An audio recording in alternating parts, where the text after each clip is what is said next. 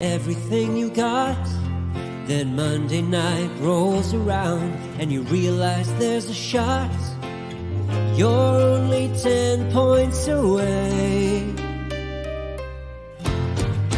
All those times when your team had no fight, they're just so gosh darn frail. Then your star quarterback let another deep ball sail, and your third round pick bet on his team. Then go check out our streets where everybody knows your pain, and they listen to complaints. You wanna be where you can see our bodies bring you no shame. You wanna go where everybody knows your pain.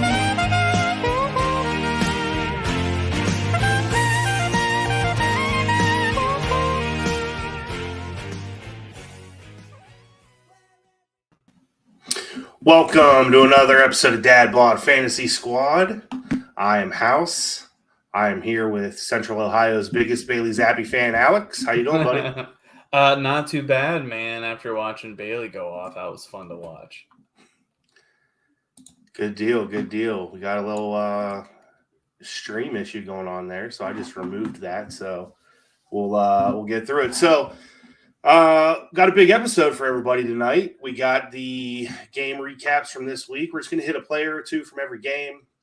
Talk about, who's relevant, who might not be, who we're picking up, who we're buying, who we're selling. All the good stuff, all the good content that you want to hear. Before we dive in, Alex, how was the weekend, buddy? Not too bad. I don't think I really did much. Played a little bit of golf yesterday. And then, I think that's it.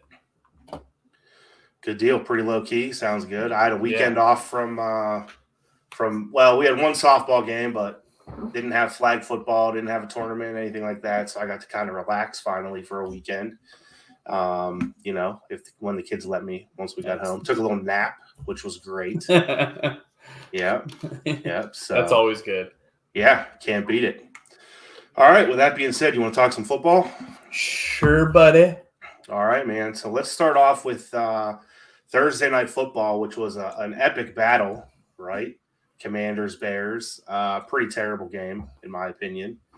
Thursday night strong. Thursday nights have been awful. Yeah.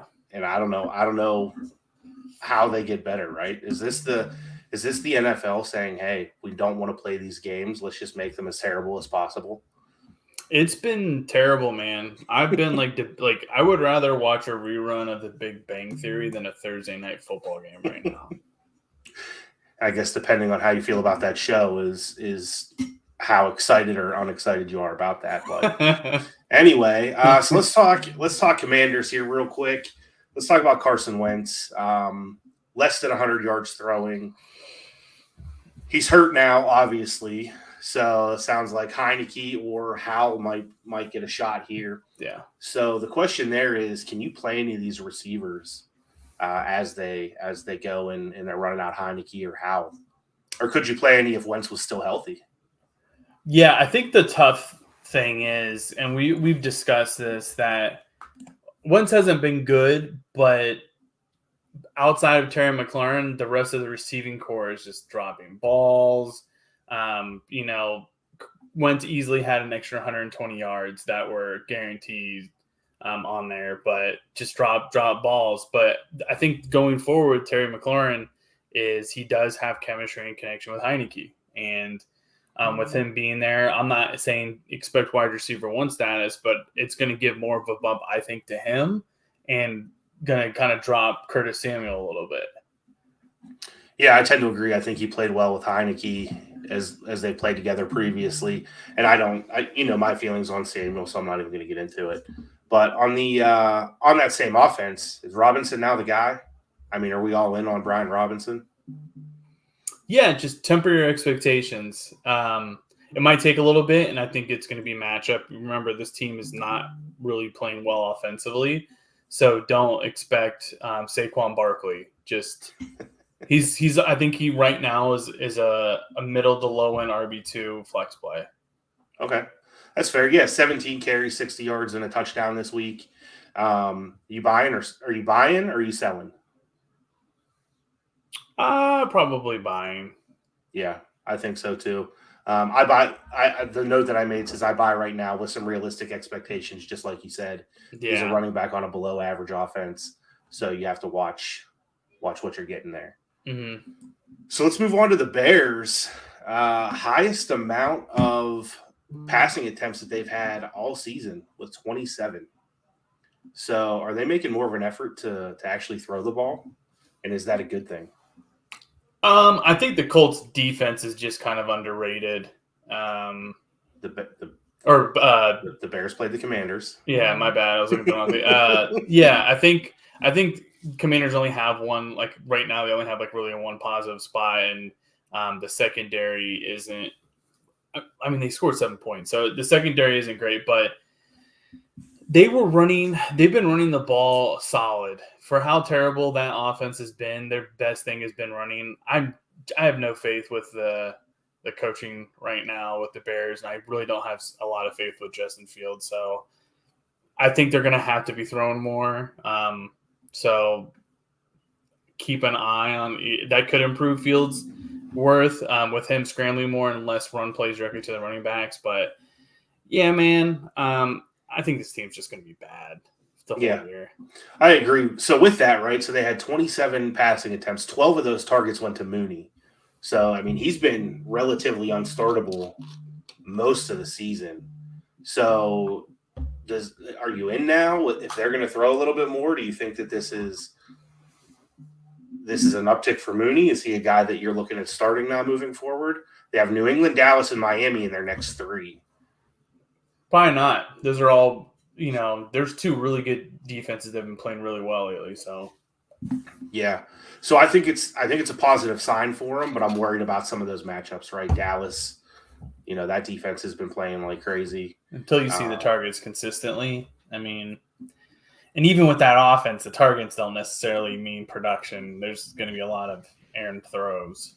Yeah, I mean, he was close on that touchdown too. So he almost had a pretty big day. He had a decent day, but almost, made it a real big week. So, I think back in play, but again, just like with Robinson, right? Temper those expectations. Yeah. I'll give Fields credit though, because he hung in and made some throws in some tough spots, right? Yeah. There's some text messages going around, and as we were all watching that game, talking about how bad it was, about how he stood in and took his licks while he made some throws. So shout out Justin Fields. Yeah, I give him a credit for what he's doing. It's just that's not the team you need to be making those plays. Get rid of the ball. Yeah, 100%. All right, let's keep this thing moving. Again, we're not going to hit a ton of people or a ton of players in each game. So let's move to Ravens-Giants. Giants 24, Ravens 20. I'm not going to lie, kind of surprised me. So let's start with the Ravens. What's going on with those running backs, my man? Who knows? I mean, it's you see Kenyon Drake and you're like, oh man, the big game. And I'm like, outside of a couple runs, like, did he look drastically better than Dobbins? Probably not. And Dobbins is still looking a little hurt. I don't know what they're going to do. And just if you can sit both of them, roster Drake, but I wouldn't start either of them unless you absolutely have to. That was going to be my question. Can you play either of them? And it sounds like no. I think Drake's long was like 30, so he was 10 for 119 with a touchdown. Yeah. So he's still 9 for, 89 if we take that 30-yard run. He had another big run, I think, in there. Did he? Too. I didn't Not like 30 yards, but yeah, I mean, it's Kenyon Drake, dude. He's a flash in the pan on every single team. You might get 4 or 5 games of high production, though. It could happen. He's done it before. I'm with you. Avoid starting them if you can. But bye weeks, things like that, what we're coming up on, people are going to be in positions where they have to play some of these guys. So in a perfect world, sit them. But if you got to run them out there, it's going to be a crapshoot each week, I think, is what we're both looking at. So what about the Giants, man? Giants are handling their business. So Dayball, culture change maybe on that team? Coming over and changing things up, or is it just, hey, Saquon's finally healthy, So we actually have an offensive weapon.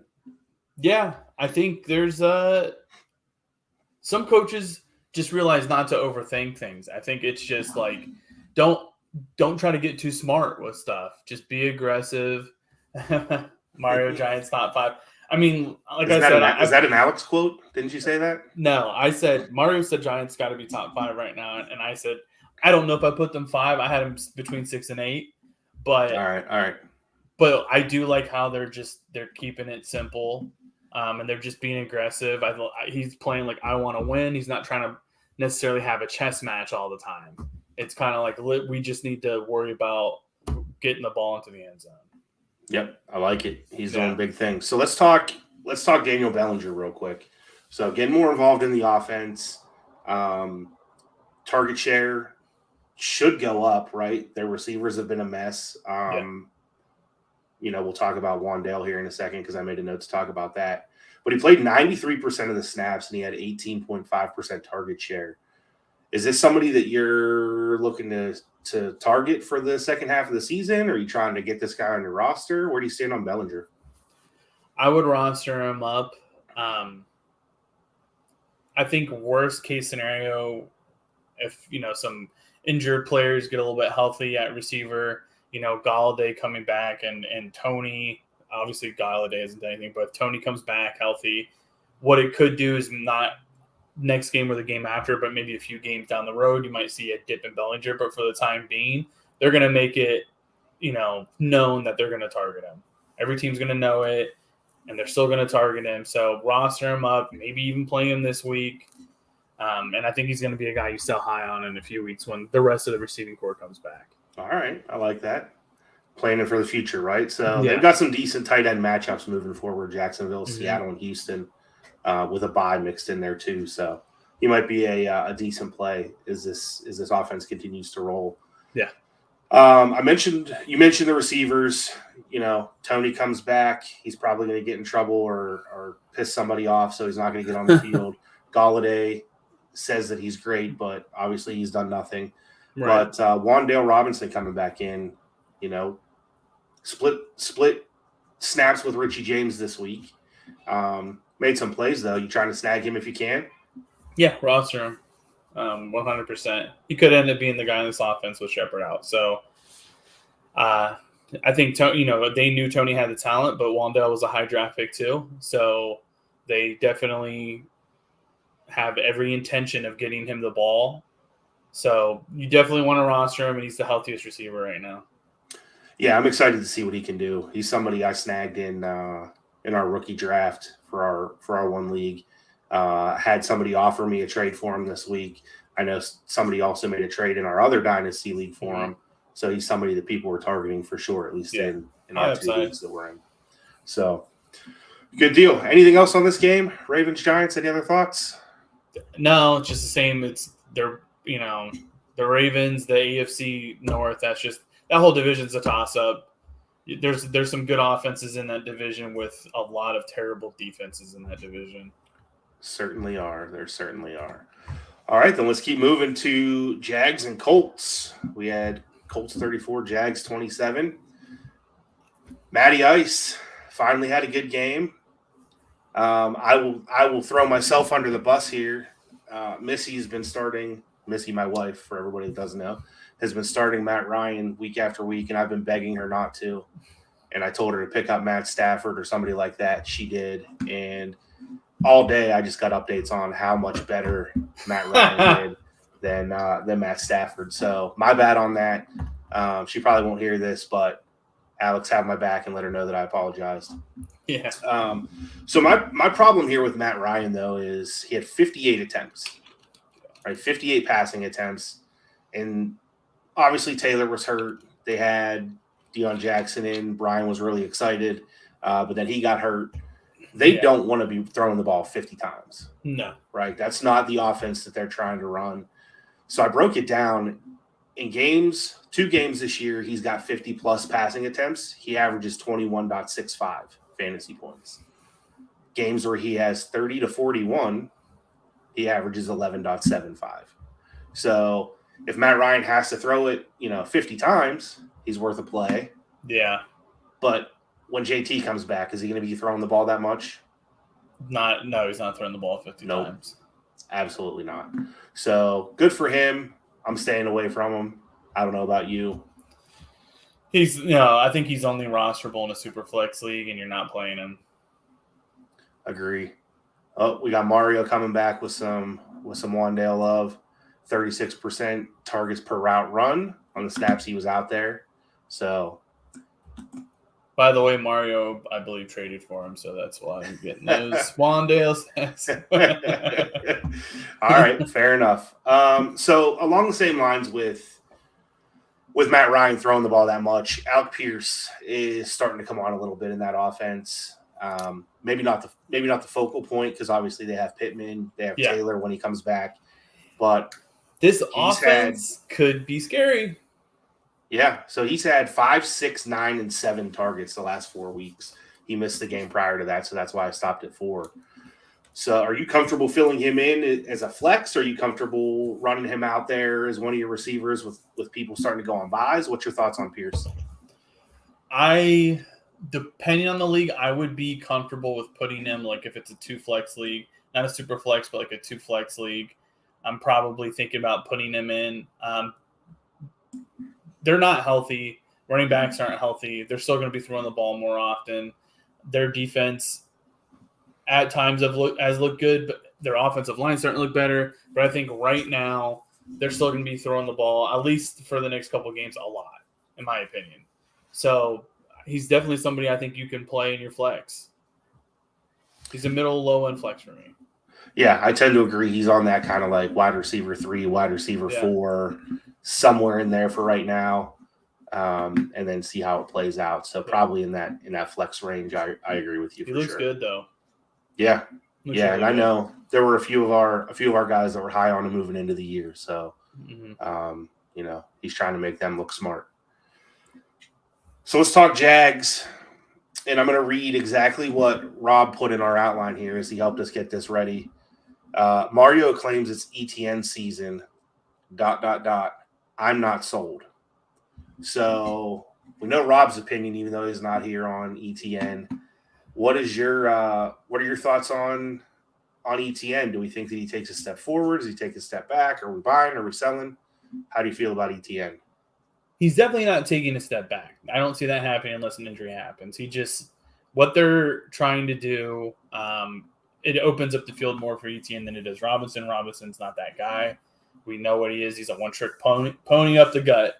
So I'm not saying that ETN is your RB2, but he could be, I think he's a flex play, and I think it's starting to get safer to where when they're up, he can get you, 10 points, and when they're down, he can get you 10 points. So you're kind of right in the middle. When they're up, when they're down. I think he's a flex play. I don't think he's an RB2 yet, but what I do see is that it's a possibility. And I think watching the game, you just see that ETN is better than James Robinson. Yeah. So I think obviously that, people watching would say, yeah, he's a more explosive player, right? He's got a different skill set. He continues to take snap share. But in this big move where he's continually taken snaps from Robinson over the last 4 weeks, he's been RB 30, 28, 56, and 22. So if it continues to go this way and go up, right, then it's a good move. Go get him, keep him around, especially in your dynasty leagues. But if this is his big move and it's getting you RB 22, I don't know that I'm sold or selling the farm to try and go get this guy at this point. So, no, I think he's still not worth selling. He's not worth buying. Yeah, hasn't done enough to where he's going to net you anything good. Right. Hasn't done enough to where you need to sell anything to go grab him. So, cool, fair enough. Any final thoughts on Jags Colts?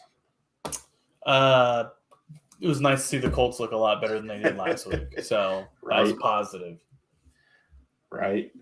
All right, let's go to it.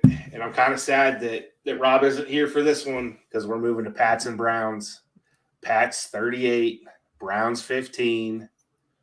Always happy to see the Browns lose. Mario just gave us breaking news, by the way. Alberto, healthy scratch for tonight. as Dulcich returns. Cool. Probably some people that had to run Alberto out there or were debating it. So if he's in your lineup, make sure you're making a change.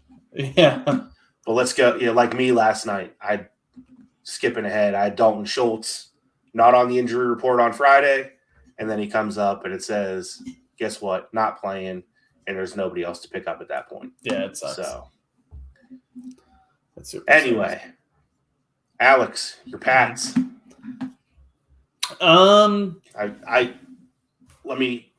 I handed it to you, but I'm going to come back. I introduced you as Central Ohio's #1 Bailey Zappi fan. Are we at that point yet? I was making assumptions. No, I really like Bailey Zappi.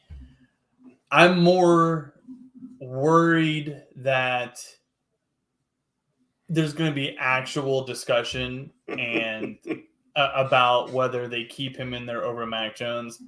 I think Mac Jones is better, but early in the season when everybody was struggling, every team had their struggles, Mac was not throwing touchdowns and his turnover ratio was not great. So it's great, but it's also kind of worrisome, At the same time, they won. Zappi looked good. I don't think he can throw the same ball as Mac Jones can, but he also does throw it harder. Yeah, so speaking of throwing touchdowns, I think you said that he was a stud the other day. How are we feeling about Tyquan Thornton? Is this a guy that you need to go get? Stud muffin. Everybody should roster him. Yeah? Yeah. Are you comfortable playing him week to week? No, not right now. But Bourne has his injury, and he's looked okay. He's not a bad receiver, but he's just a solid wide receiver 3, on a team. He's nothing special. And Aguilar, I think, is the odd man out. There's already discussion of them trying to trade one or both of them to see if they can get anything out of it. Tyquan is he might be the only receiver the Patriots probably nail. And the reason why is he's just a freak athlete. Patriots love getting receivers who are big and slow or slow and quick. Like this guy is a track star. Did you say slow and quick? Yeah, like this guy might run like Julian Edelman. Julian Edelman's burning nobody on the outside, but he's quick. Yeah. I got you. But he's the real deal. It's like he's like a B- version of Jamar Chase. He was that good at Baylor. He really was. And he's just like if you watch the game, you see the dude is not scared. He's going for the ball every time hard. He's running hard. He's going for jump balls. It's exciting. All right. So the moral of that story is for everybody that gets Tyquan Thornton, if you don't get B- Jamar Chase production, hit me up. I'll give you Alex's phone number, and you can text him and yell at him. Yeah. What? Yeah. B-. I mean, what's B-? That's the thing. How do you determine that, House? I don't know. I'm just trying to get people to bug you, man. So the Browns, man. I always enjoy seeing the Browns suffer. It bothers me that they had to suffer at the hands of the Patriots because they were the thorn in my Steelers side for years. Yeah. But speaking of the Browns, Kareem Hunt, week 1, big week. We're like, play both of them, play Chubb, play Hunt. But he's only had one game over 10 points since. So can we play him at this point? What are we doing with Kareem Hunt? No, I wouldn't play him. I mean, you're keeping him on your team, but until Stefanski figures out how to, run his offense to win games, I think you're benching him. Yeah, it's weird because we went just with those two from last year to this year. You got to play them both. Starting the season, you got to play them both, and even to the point you just made, Stefanski with when he learns how to run his offense.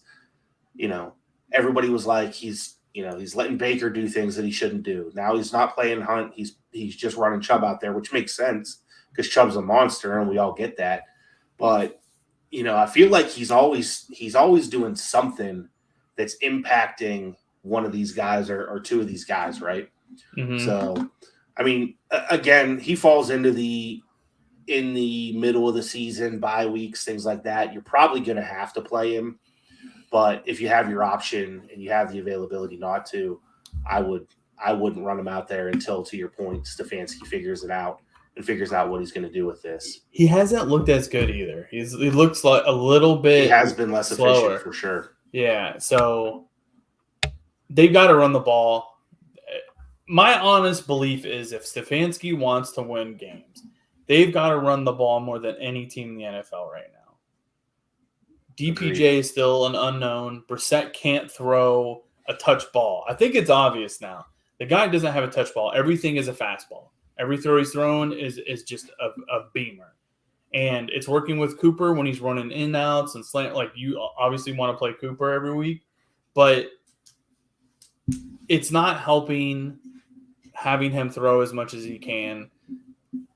Get Hunt involved, run the ball more, do more dump offs. Like, don't overthink it. You don't have the quarterback who can do those things. Yeah. And obviously that's subject to change here in a few weeks. Well, we're halfway through Deshaun's suspension. So this entire conversation could change for the second half of the year and the playoff runs for fantasy football. So I'm sure a lot of people that stashed Deshaun are waiting for him to come back and see what goes on with some of these guys. Yeah. Good deal. Any other shots you want to take at the Browns before we move on?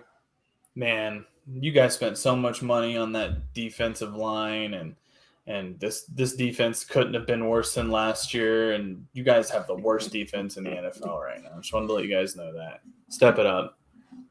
All right. So Alex just triggered basically everybody else in our group except for me, which is why I gave him that opportunity. So let's move away from that. We'll keep it in the AFC North though for these next couple. We got Bengals Saints. Bengals 30, Saints 26. Let's start with the Bengals. Looks like the offense we were all expecting, right? Yeah. We expected them to be high-powered coming into the year, put up 30 points. They looked good. Are we going to continue to see this, or do you think that this was that they're somewhere in between what we've seen all year and what we saw on Sunday? I think if they're healthy, man, this is what we're going to see. I mean, I hate giving Mario any credibility in any situation in life. That includes his terrible Bloody Marys. I'm like, this guy just can't do anything right. But T. Higgins, he is that good. And when he's healthy and the rest of the team's healthy, that opens up that offense so where Burrow can just sling it the entire day. I mean, your number one and number two receivers, I think it's the best duo in the NFL. Yeah, I think coming in, a lot of people would have argued that, or they were at least one of the top two or three duos, right? So yeah, Higgins is a stud. We know what Jamar Chase is. How are you feeling about Mixon though? So we're still all in on the receivers. Mixon's been solid overall, except for 1 week. But I don't think he's quite reached the level that a lot of people thought he was going to coming into the season. So we're still running him out there every week. But do you have any concerns that he's tailing off? I wouldn't say he's necessarily tailing off. I would just keep an eye on how the chemistry with the offensive line and everyone getting healthy and playing a little bit better, how that's going to do. If the offense is looking good, if Burrow's got a pocket and it's looking okay and they're not able, like Mixon's not able to be efficient, then I would get a little bit worrisome. But this team is still figuring things out. Fair. Yeah, I'm still not too worried about them. No. I just saw that one bad week, the offense hasn't really clicked yet.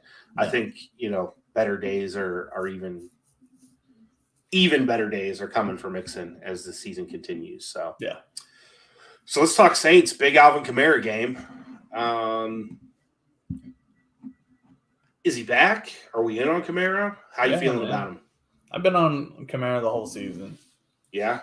So I mean, we've talked about this. It was going to take time, and that team is super injured.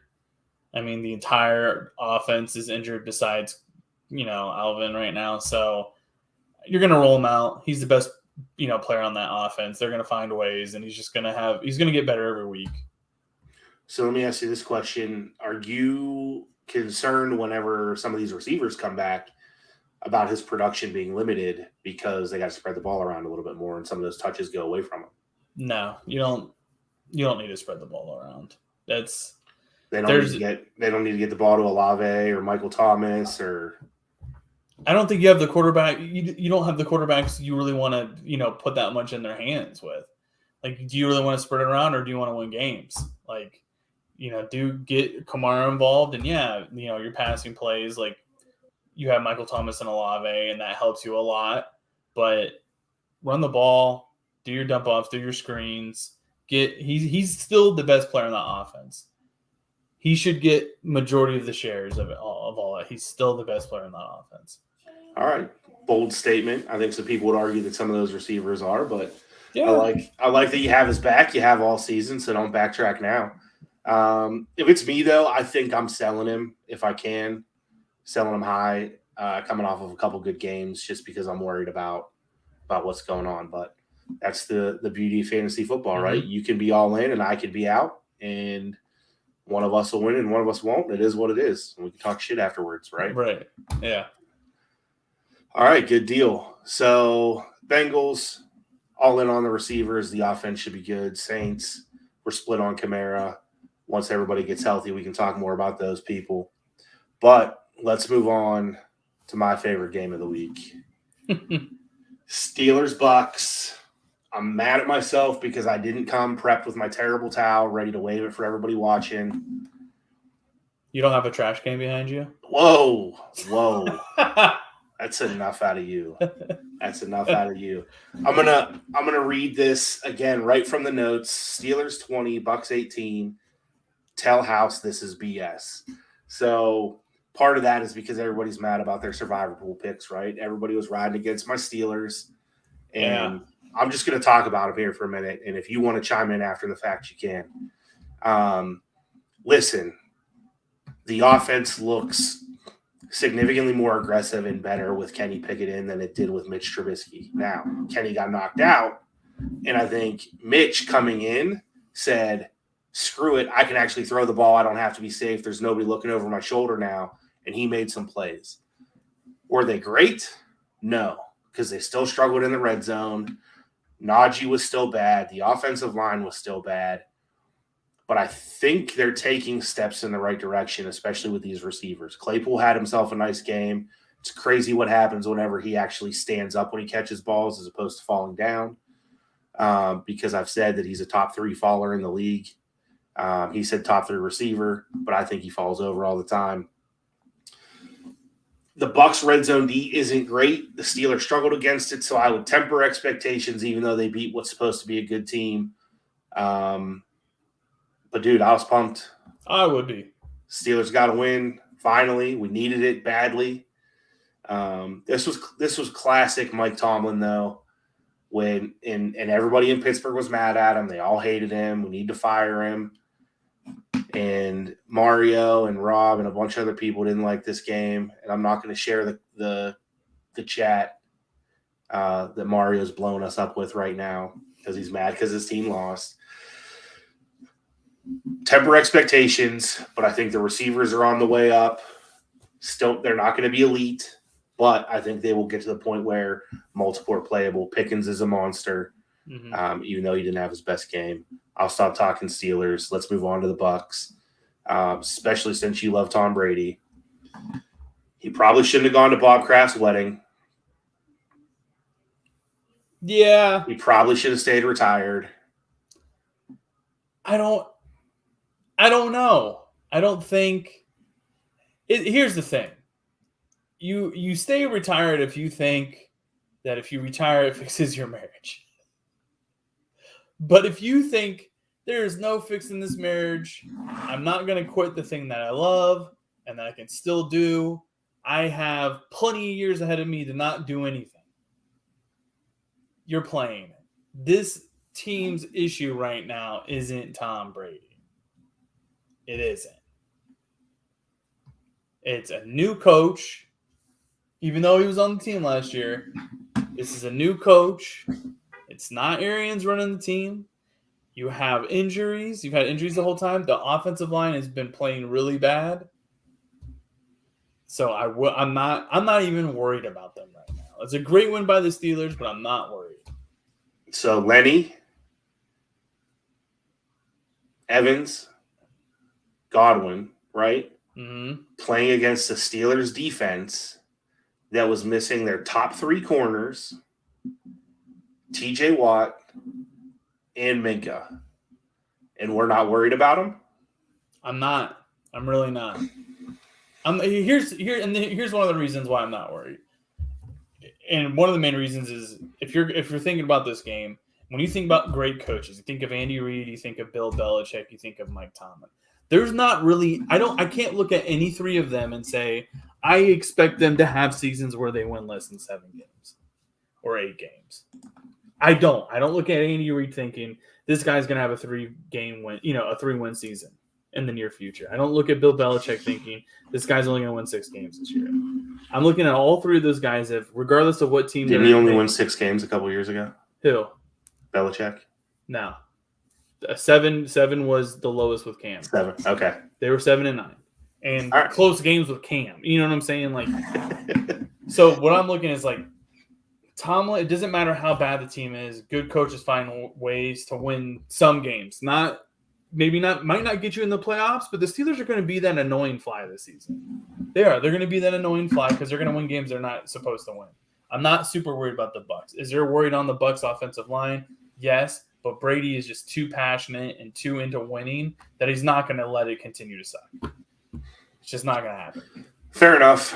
I'm still tempering expectations. We thought those players on offense were going to be, top. This is their first game 8 for all of them back, being all really healthy or not receivers. suspended.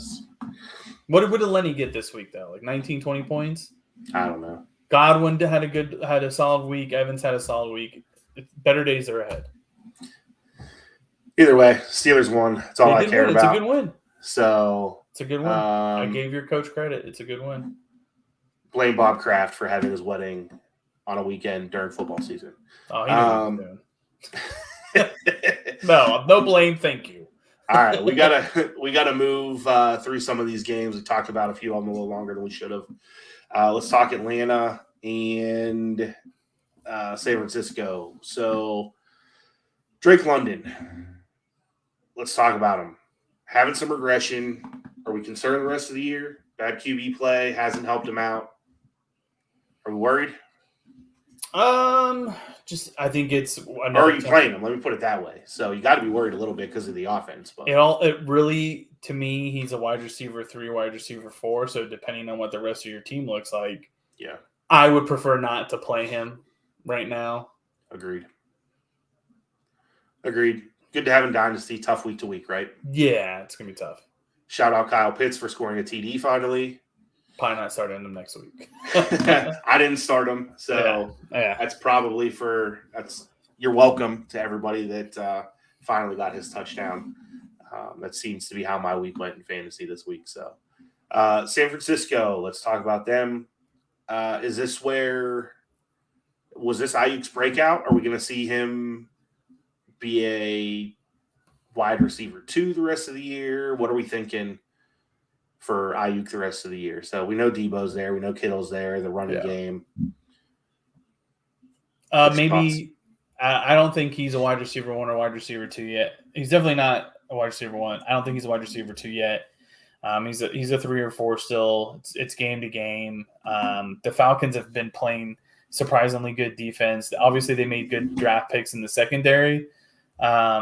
And teams are going to scheme against Debo. I mean, plain and simple, they know that's the best player on the field, so they're gonna scheme against it. So you're gonna have Ayuk have big games. You're gonna have games where Debo has big games. The probability of both of them having big games though is still low. Yeah, still Kyle Shanahan's offense, right? Exactly. With the receivers running, the running backs. It's still Jimmy G. Yeah. Yep. Absolutely. So I'd be careful. Be excited about it for the week. If you played him, high. I played him in DFS. Sell him high if you can. Yeah. But Debo, Kittle, and Shanahan's offense still exist. All right, let's keep this thing rolling, and let's go Jets and Packers. Jets 27, Packers 10. This one surprised me. I think the Packers are not I think Aaron Rodgers might not be a Packer next year. Yeah? Yeah. What do you think? I think he either retires or he's going to demand a trade. All right. That's fair. You think he's mad still that they traded his best weapon? I think that, I mean, that's a huge thing. That's a big deal. But the offensive line has been terrible. It's been terrible. Aaron Jones hasn't, he's had some games, but he hasn't looked amazing. Dylan doesn't look good.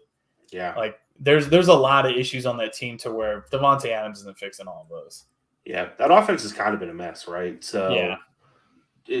We have on our notes time to discuss what to do with Jones and Dylan. Are you comfortable playing them both? Or where are you at with those two? I'm playing Jones as an RB2, and Dylan is bye-week flex. Yeah, I tend to agree.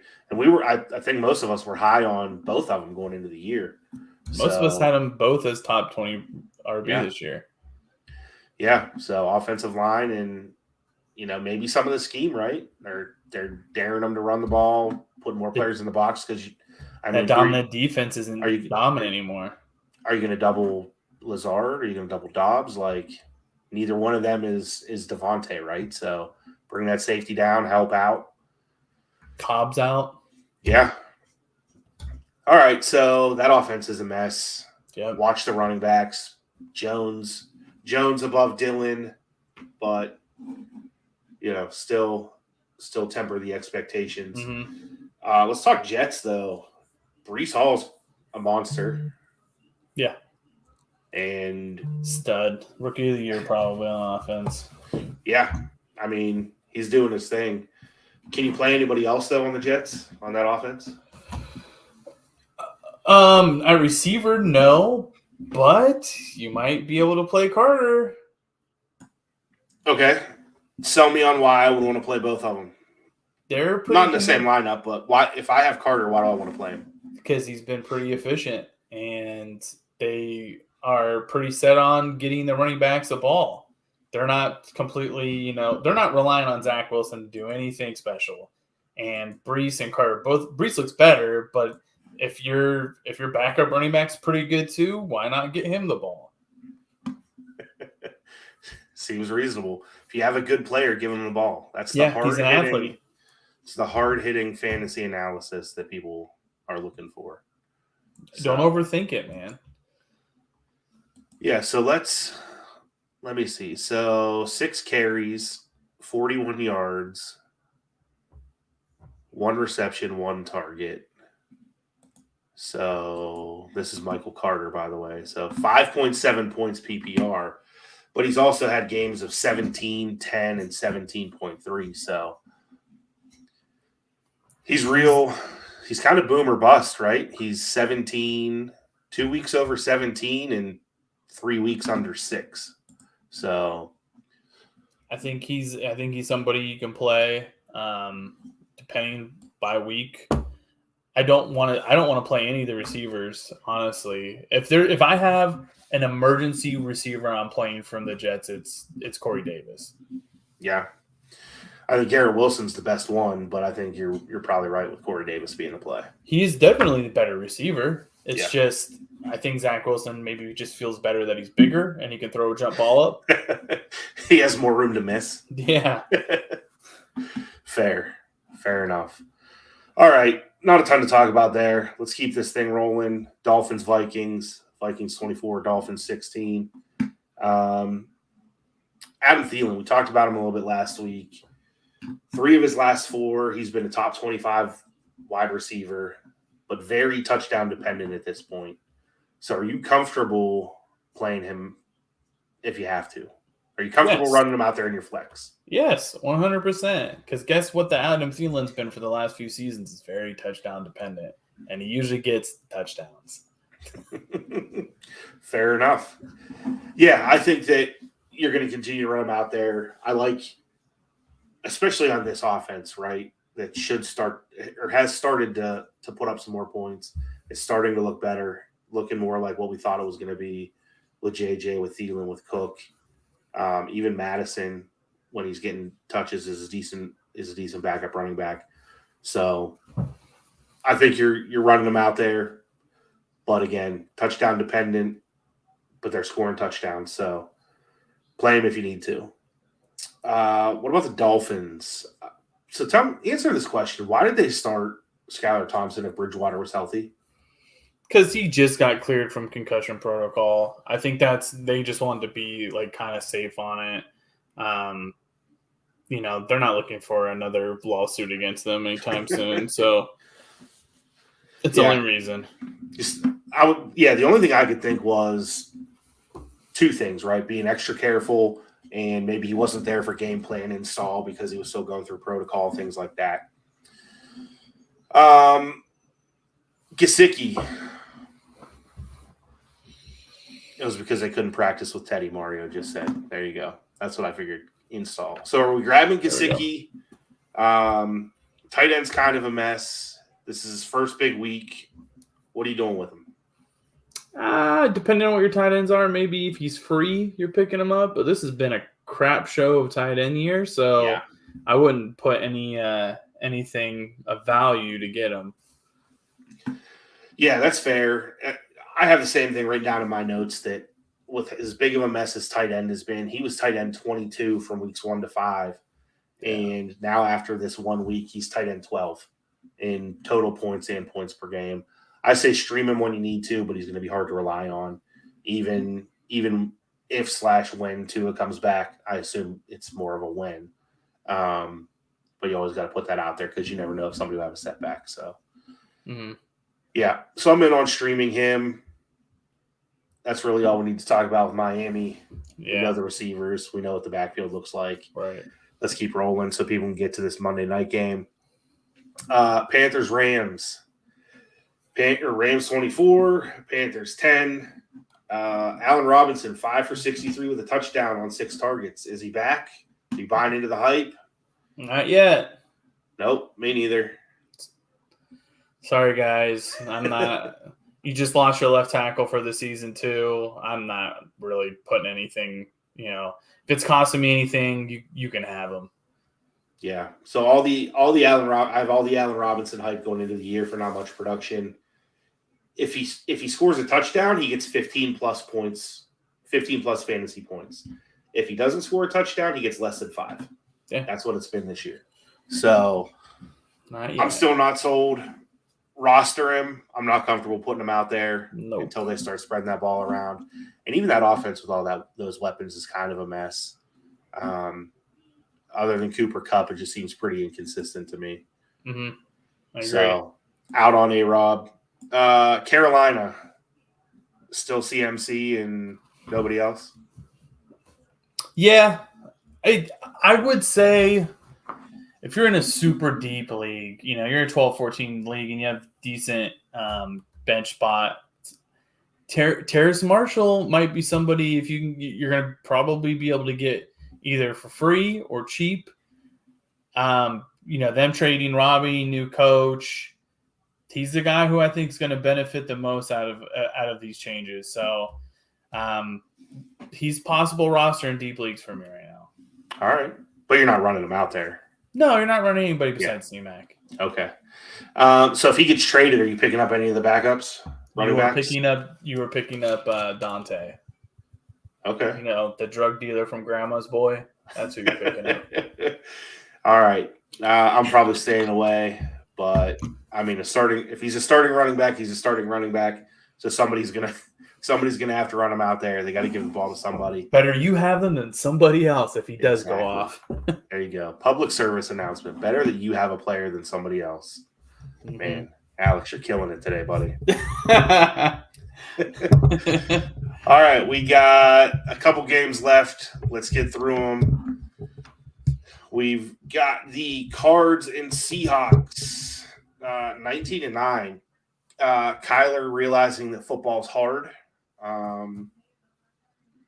It's bad team. It's not as easy as Call of Duty is. I don't know. So let's talk the Cards since I just took that shot at Kyler.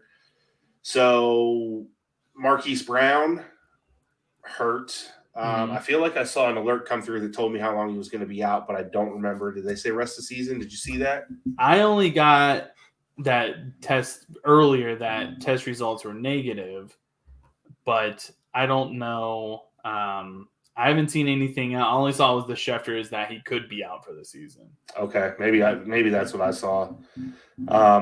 Here it is. Hollywood may miss 6 weeks. So Okay. getting a second opinion. They just traded for Robbie Anderson. D Hop's coming back. So are we expecting Hopkins to come in right away and make a play? Are we expecting Anderson to be reasonable? Is it an uptick in Rondale Moore? How you feeling about these receivers with all the injuries and movement and return from suspension? I think it was a good move for them to get Robbie Anderson. I think Robbie Anderson's a headache, but he's shown that he can be pretty good if you can get him the ball. The only problem is I think the Cardinals' offensive line is still bad. They can't run the ball. There's rumors that they are looking at possibly trying to get Cam Akers because they know the Rams are trying to dump him so they can get him cheaper. But I think I don't know about D Hop. I don't know if I'm probably not running him out first week. It's fair. I'm probably not. That's the thing, man. That first week back, you want to see it. You want to see what he looks like. You want to make sure that it's good to go.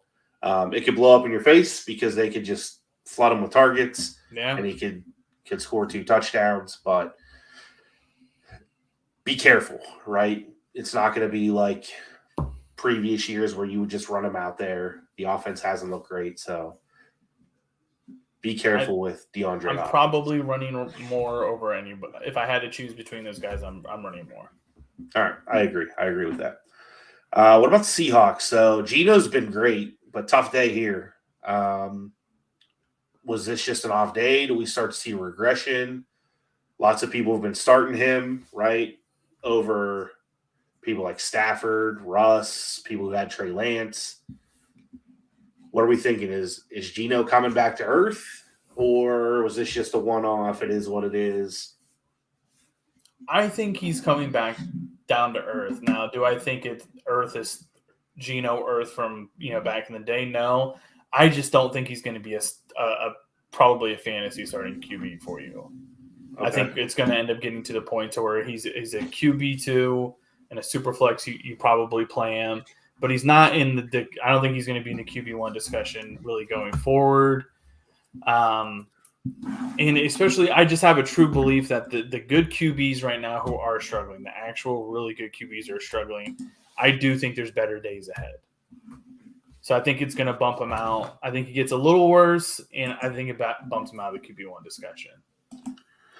That's fair. I think the people that ran him out there for the first, probably didn't start him week 1, but ran him out there from weeks 2 through 6 and said, hey, I got the best Geno that I was going to get, are probably pretty happy with it. I mean, he's QB7 right now.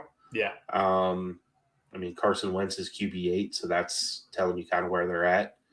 So keep that in mind. But, you've got guys like the numbers are skewed, right? Herbert's QB13, according to what I'm looking at, things like that. So Derek Carr hasn't been great. Rodgers is down there. Stafford, Brady. Yeah, there's guys, a bunch of guys that are gonna put it together.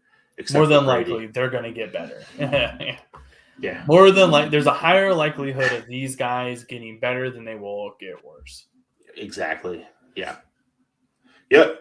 Good deal. Let's move on. 2 more games. Probably the most anticipated game of the week, Bills and Chiefs, 24-20. Not as many points as I thought, but I didn't see all of it, but I thought it was what I saw. I thought it was a pretty solid game.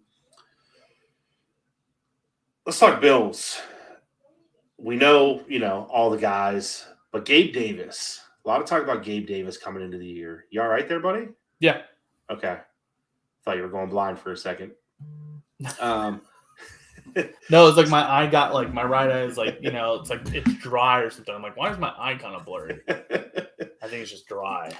All right. I got worried about Alex. He was closing one eye, looking at the screen. So I was worried.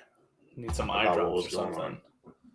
So Gabe Davis, to go back to it, can he continue to be as productive as he has been with a relatively small amount of targets.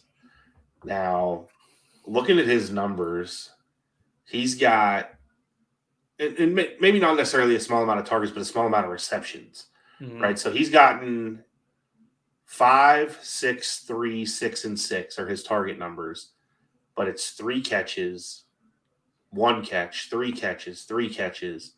Now let's take that Steeler game in week 5 out of there because he had a long of 98 and he had 2 TDs. So that was wild. But even this week, right? 3 catches for 74 yards and a touchdown. Is this sustainable for him? I don't think it's sustainable for him to get the catches for the points. I think he gets an uptick in actual receptions. I think he might get a little bit uptick in actual targets going forward, but it's so boom right now that if I'm playing the probability of it continue being this boom, it's low. But I still think he's going to get a target increase. I think he's going to get more receptions to where he's still going to be productive. Yeah, I mean, we're looking at 4 touchdowns in 5 games that he's played, and he scored in 3 of those 5, right? Because I just said he had 2 in the Steeler game. Nah. You're playing him. Man, you're playing him, but I think you're gonna get 30-point weeks and you're gonna get 7-point weeks. Is kind of how I look at Gabe Davis. And I know a lot of people were high, like we said, coming into the year. He's made them count, and you got to hope that he continues to make them count when he gets them. Yeah. Yeah, you're still playing him in your flex. Fair enough. This specifically for you, Alex, Clyde Edwards-Helaire, is he done? No. Are we playing Clyde Edwards-Helaire? What are we doing here? I think it's going to be game matchup. I mean, against the Bills have a good defense, and it's just kind of the game plan. Did McKinnon get out? It's not like McKinnon got like 12 carries or 15 carries. I mean, Clyde Edwards is still going to be the guy who's going to get the first touch getting, the ball. Is Clyde going to be the RB2 he was the first, few weeks? Or, I mean, technically he was an RB1 the first 3 weeks. Is he going to be that guy? No. I think I had him, anywhere between like 15 and 25. I realistically think that's where he's going to end, and I still believe that. That's fair. I know I wasn't as high on him coming into the year as you were, right. And a lot of our crew wasn't. And for those first couple weeks, he was great. He was scoring 14.9 was his low score through weeks 1 through 4, right? He hit 22 a couple times. But these last couple weeks, man, 6.5 and 3.3. It's been ugly. And they've got for 6.5, that's it's like Miles Sanders will get a 7-pointer or a 6.5, but it's like, do you not play Miles Sanders? Like, you do. I mean, some people would say no, you don't. But he's got San Francisco, a bye, Tennessee, Jacksonville. So, not terrible matchups moving forward, but man, I think you're running him out there with some trepidation, man.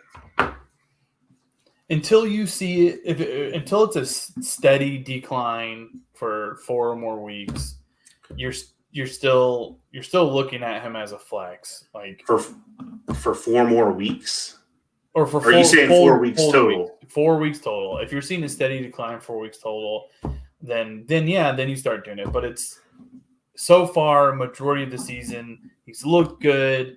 It's game script. It's going to be those days. It's the same thing with Miles Sanders, but Miles Sanders gets more touches than Clyde does. But it all depends. Hurts might rush in for 2 touchdowns, and Miles Sanders might have 17 touches. Like, it's just he's still going to be a focal point in the offense. This just wasn't his game, and last week wasn't either.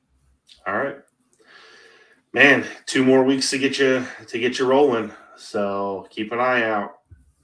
If you can sell him higher, if there's somebody who's looking to get him and believes in the potential, I would sell him, because you should have sold him after week 4, not after he's gotten. But it's better to sell him 8 points in 2 games, or 10 points in 2 games. If you're looking to get rid of him, it's better to sell him with 2 down games than 4 down games in a row. Fair enough.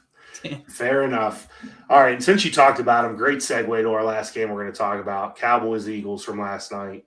Miles Sanders was really our talking point, continuing to have a good season, right? And I think I don't know if it was our sleepers or our buy lows, but I know I talked about Miles Sanders in one of those situations. Mm-hmm. I just don't remember which one it was, but I said, go get this guy. There's no way he goes another season without scoring a touchdown.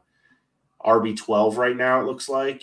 That's until after this game tonight. He's going to be, I think, RB7. Okay.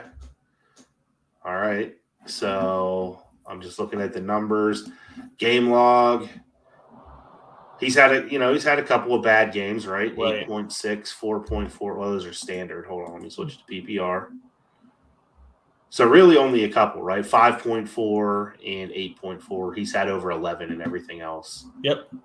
That one big week against Jacksonville. But I think a lot of people were worried about Sanders. He slid down a lot of draft boards, and he was somebody that, we were concerned Hurts is going to take the touches. He's going to take the rushes. He's going to score the touchdowns. But Sanders has been doing it, man. Oh, yeah, dude. He's my RB2 and one of my bigger leagues, and you're gonna roll with him. He's a low end RB1, high end RB2, RB10. RB10, yeah. So that's what you're looking at as him. He's a low end RB1, high end RB2, and you probably got him at a low end RB2 when you drafted him. Yeah, you probably got him super late, so you're loving the return on the investment that you got there. Let me ask you this though: is this going to continue, or are you trying to sell high right now? No, it's the best team in the NFL right now. You want to have, for fantasy champions, when you have the best team, the running back on the best team is usually in like 30% or 40% of champions teams. Fair. I'm holding on to them. I'm running them out there. Yeah, you're not getting rid of them. I've been high on them since before the season started. Same. I think that's the way to go. So let's talk Cowboys. What are we doing with these RBs? Zeke, 13 for 81 with a touchdown. Mm-hmm. Pollard, 11 for 44. We were all high on Pollard. We talked about running them both out there. Zeke hasn't been great. Pollard hasn't gotten touches. Where are you at with these guys? I think you're still starting Zeke, and you're waiting to see what Pollard looks with Dak back in the offense. But until then, I think the only one you're starting is Zeke. Okay, so not even flexing Pollard at this point? No, I wouldn't. Okay, man, that's crazy because we were all in. We were all thinking. And against the Rams, 14.6, but Washington the week before that, 1.8. This week, 7.2. Granted, against Philly in that defense, which has been great. Yeah. But, yeah, I don't know, man. I think I'm with you on this one. I think I'm starting Zeke if I have him, and I'm sitting on Pollard. Hopefully they get him more involved. Dak comes back.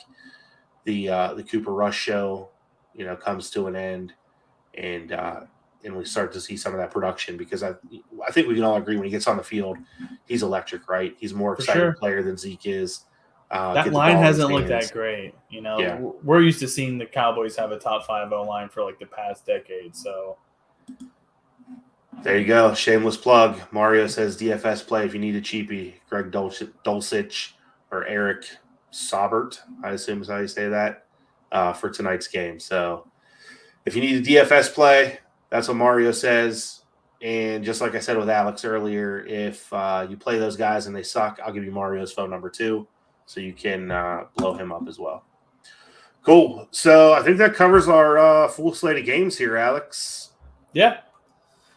Yeah, everybody, hopefully it's a decent game. I'm expecting a rebound from Russ, so hopefully it happens. Could not. I don't know, man. Russ has been bad. I'm not sold. But, let's go watch some football. Before we do that, you can follow us, Twitter, at DadBod FS, is that what it says? I can't see it up there, and I don't remember off the top of my head. YouTube at Dadbod Fantasy Squad, Twitch Dadbod Fantasy Squad. Find us on all your Spotify's, your Apple Podcasts, all those good places, as some other folks would say, all the major platforms. Dadbod Fantasy Squad. That's it. Let's go watch some football. I'm House. That's Alex. I think he's playing the wrong sounds right now on our way out. Sounded like a train. Instead of our outro music that normally cuts Mario off. It says the outro is playing, but it's I don't. Right. We need somebody to steer this ship. All right. With that being said, we're Dadbod Fantasy Squad. I'm House. That's Alex. Have a good one. We'll see ya. Oh, there it is. Good job. Took an hour to start it. Have fun, guys. See y'all.